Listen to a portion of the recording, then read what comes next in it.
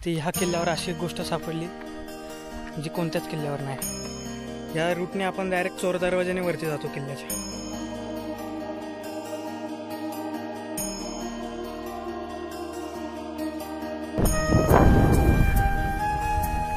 छान वाटले, प्रसन्न वाटले।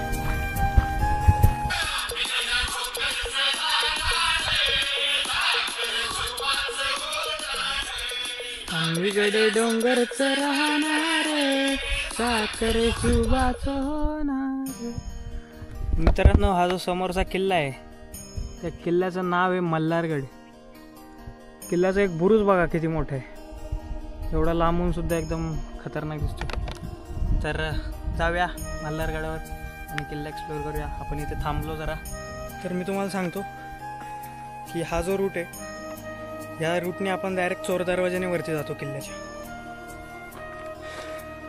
म्हणजे आता आपण चोर दरवाजाने वरती जाणार आहे।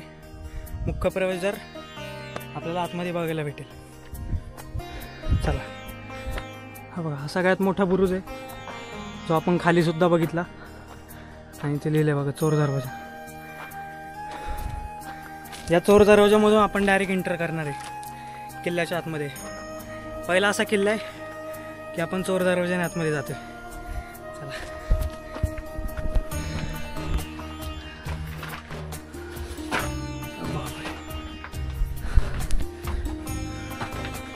चोर दरवाजाचा वापर मित्रांनो, जर समजा गनिमांनी किल्ल्यावर ताबा घेतला, महाराज जर या किल्ल्यावर असले किंवा वृद्ध माणसं, स्त्रिया, लहान मुलं चोर दरवाजाने निसटून जायचे।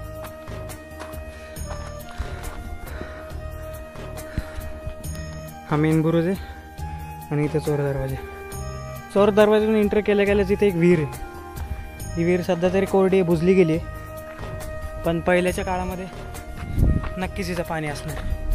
आणि हा इथं भगवा फडकतोय, वाह, क्लिअर एकदम। छान वाटलं, प्रसन्न वाटले। तटबंदी जरा पडली एवढं जागेत, पावलं कुठे जाते काय माहिती। तलाव बघायला भेटते बघा, एकदम मोठा असा तलाव आहे आणि इथेच एक असा दरवाजा आहे जो जवळ आल्याशिवाय तर काय दिसत नाही बुरुजाच्या आतमधून। बघा, तटबंदीतून बाहेर पडायला आता आपण एंटर केला बाले किल्ल्यामध्ये आणि इथून बाले किल्ल्याच्या बाहेर पडायला रस्ते।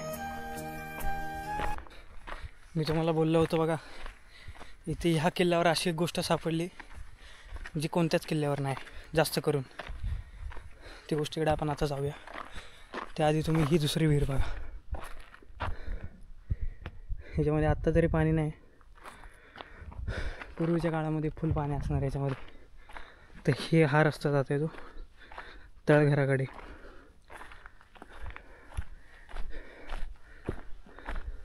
इथे एक वाडा असावा, हे बघा वाड्याचे अवशेष आहेत आणि हे वाड्याच्या आतमध्ये इथे हे तळघर आहे, गुप्त तळघर, प्लॅनिंग वगैरे करण्यासाठी।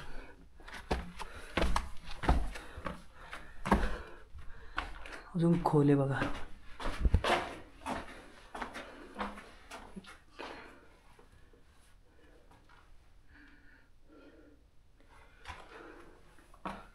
काय नाही, इथे भीती नाही अजिबात। एवढं मोठं तळघर, गलबत खाना सुद्धा बोलू शकतो आपण ह्याला, तळघर।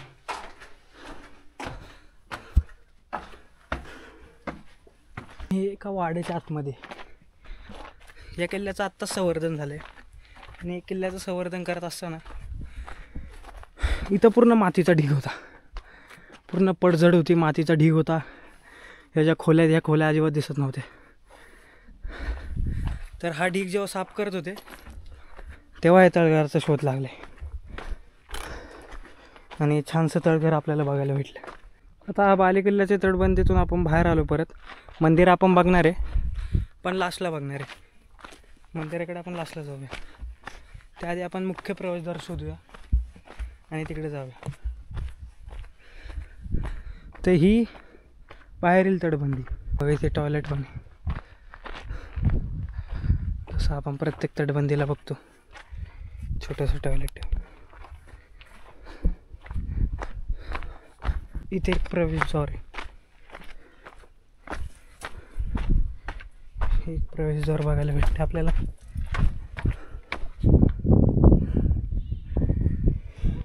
हे प्रवेशद्वार आहे आणि तिथे एक टेहाणी बुरुज आहे.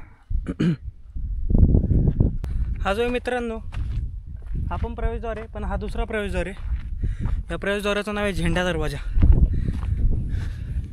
आणि जो मुख्य प्रवेशद्वार आहे तो बालेकिल्ल्याच्या त्या साईडला आहे. म्हणजे 3 टोकेत, एक चोर दरवाजाचं, एक झेंडा दरवाजाचं आणि एक महादरवाजाचं. त्या साईडला महादरवाजा मंदिराच्या तिकडे. आता इकडनं आपण जाऊया. हे बालेकिल्ल्याच्या आतमध्ये राजवाड्याचा अवशेष इथे.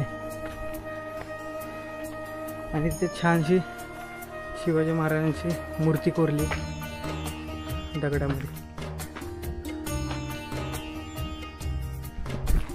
शिवाजी महाराजांना वंदन करून आपण निघूया पुढच्या प्रवासात. तिथून परत आपण पुण्याला जाणार आहे. म्हणजे आपला सिंहगड असणार. त्यामुळे सासवडमध्ये हा किल्ला आहे. जर तुम्हाला यायचं असेल तर तुम्ही नक्की या. खंडोबा मंदिर आहे इथे, महादेवाचं मंदिर आणि महादरवाजा इकडेच आहे. बघूया.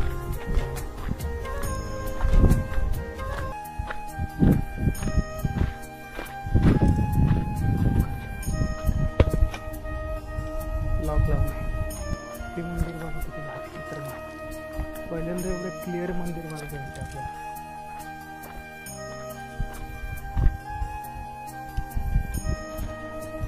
हे सुद्धा बंद आहे, माकडांमुळे बंद ठेवला असेल. या मंदिराचं कोरीव काम बघा किती छान. इथे नंदी महाराज असावे, पण इंग्रजांनी नंदी महाराजांची मूर्ती सुद्धा तोडून टाकली आहे.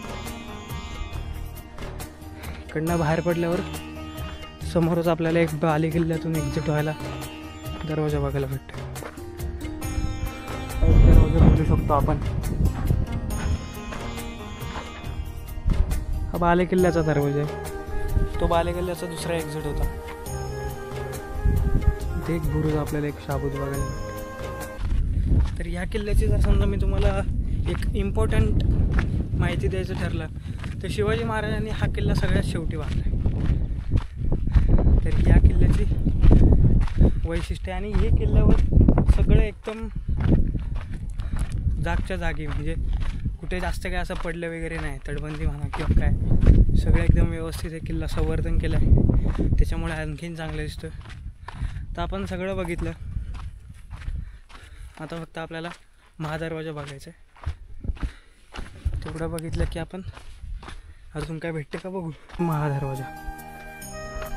महादरवाजाचा बुरुज आहे हा. तो वरती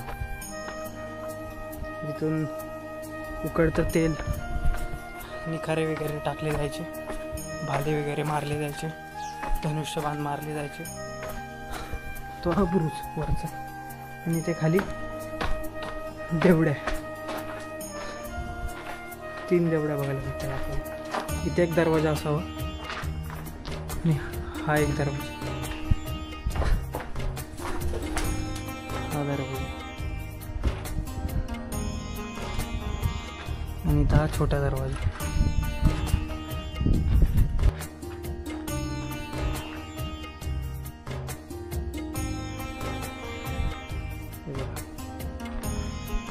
एकदम शाबूत अशी तटबंदी वगैरे बघायला भेटते या दरवाजाची.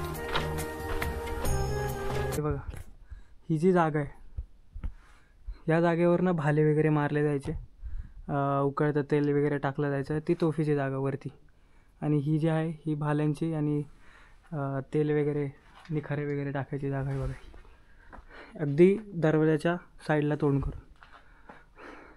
आणि हा दरवाजा, या दरवाजाची इन्फॉर्मेशन जर सांगता आली तर हा सगळ्यात मोठा दरवाजा. आणि हे जे टोक दिसतंय हे हत्तीने धडक देऊ नये ह्याच्यासाठी असतं. पण हत्ती धडक इथे देऊच नाही शकत, कारण हत्तीला जो स्पेस लागतो तो स्पेस इथं आहेच नाही. हत्ती जरी धडक द्यायचं म्हणलं तरी तो 2 पावलं पाठीमागे जाऊन धडक देईन, पण इथे ती जागाच नाही ठेवली बघा. आणि इथे तशा पण पायऱ्या आहेत. ओंडका पण इथे ठेवू शकत नाही, कारण ओंडक्याला 15 जणं तरी पाहिजेत धडक द्यायला. आणि परत तेच ओंडका पण पाठीमागे गेला पाहिजे, पुढे आला पाहिजे, पण इथे तेवढी जागाच नाही, स्पेसच नाही. आणि इथे आपल्याला स्पष्ट बघायला भेटतो बघा, हा जो दरवाजा आहे, हा दरवाजाचा उपयोग कशासाठी केला जायचा. शेवटचा पर म्हणजे एक 6 वाजता हा जो महादरवाजा आहे तो बंद केला जायचा. प्रत्येक किल्ल्यावरती स्वराज्यामध्ये जो महादरवाजा आहे तो शेवटच्या पहरी बंद केला जायचा. ना आदमी ना परत कोण बाहेर जायचं, ना परत कोण आतमध्ये यायचं.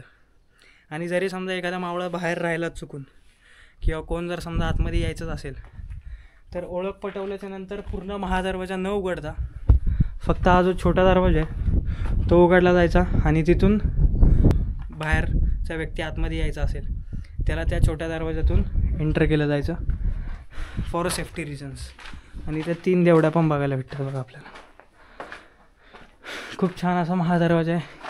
या महादरवाजाच्या जुन्या पायऱ्या, नंतर काय संवर्धन झालं असेल ते, पण बाकी सगळं एकदम नीटनेटकं बघायला भेटतं आपल्याला. मल्हारगडावर खूप सारं बघण्यासारखं आहे काय.